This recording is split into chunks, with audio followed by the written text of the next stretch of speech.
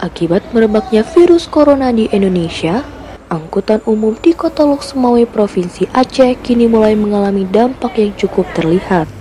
Meski wabah ini belum terpengaruh besar di kota ini, namun terminal bus tampak begitu sepi penumpang, tidak seperti biasanya yang jumlah bus keluar dan masuk mencapai 5 hingga 10 unit per harinya.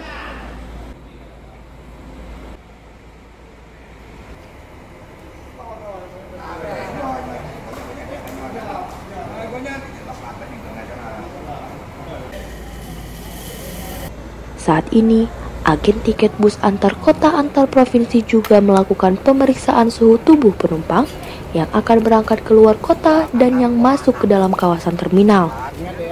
Pemeriksaan itu dilakukan untuk mengantisipasi penyebaran virus corona. Jika ditemukan penumpang yang bersuhu di atas normal, pihak mereka akan melarang penumpang untuk berangkat keluar kota guna menjaga dan mencegah penularan kepada penumpang lainnya.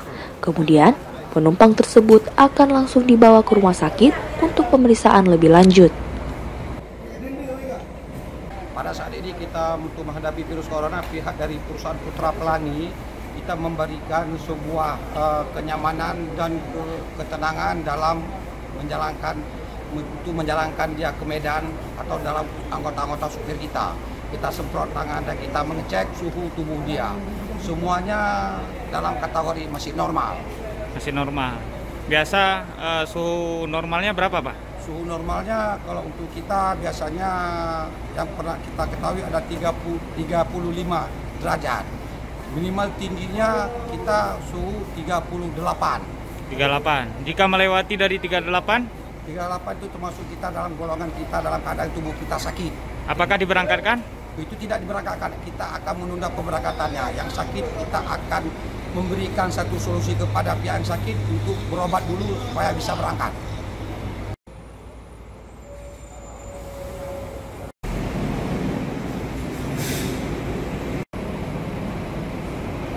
Demi kenyamanan penumpang, selain pengecekan suhu tubuh, pihak perusahaan jasa angkutan umum juga memberikan hand sanitizer kepada penumpang guna mengantisipasi penyebaran virus corona.